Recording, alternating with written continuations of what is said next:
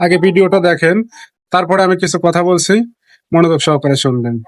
জানাজার নামাজ যদি 2টা থেকে 2:30 হয়, তুমি 2:30 পর্যন্ত দাঁড়িয়ে থাকো।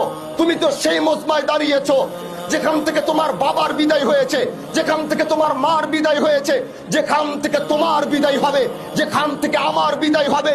একটু দাঁড়াও, পৃথিবীর এই বাস্তবতাটাকে চিন্তা করো যে পৃথিবী আমার না, এই আকাশ আমার না, এই জমিন আমার না, এই পৃথিবীর মাটি আমার না। আমার এখান থেকে যেতে হবে। এখানে দাঁড়ালেই তুমি মৃত্যুর কথা স্মরণ করতে পারবা।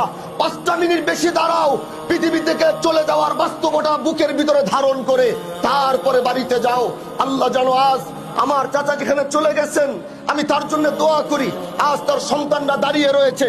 আমি শরীয়তুল্লাহর বংশ বলে নয়, এখানে সবচেয়ে বড় আলেমও যদি দোয়া করে, আরেকদিকে তার সন্তান যদি হাত উঠিয়ে বলে, এ আহকামুল হাকিমিন আল্লাহ, তুমি আমার বাবাকে মাফ করো, আমরা সবাই মিলে দোয়া করব। তার সন্তান একা দোয়া করবে। সরকারে কায়নাতের হাদিস, সন্তানের জন্য যদি, বাবার জন্য যদি সন্তান হাত উঠায়, আল্লাহ পাক সে হাত কোনোদিন ফেরত দেয় না। স্বামীর জন্য যদি স্ত্রী হাত উঠায়, আল্লাহ পাক সে হাত কোনোদিন ফেরত দেয় না।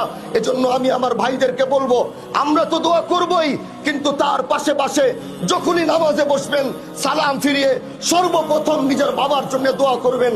আল্লাহ যেন তাকে জান্নাতের আলা মাকাম নসিব করে, তার কবরের আযাব যেন আল্লাহ পাক মাফ করে দেয়, সন্তান পরিবারকে সবরে জামিল যেন দান করে।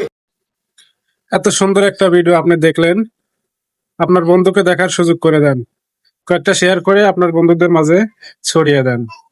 ধন্যবাদ।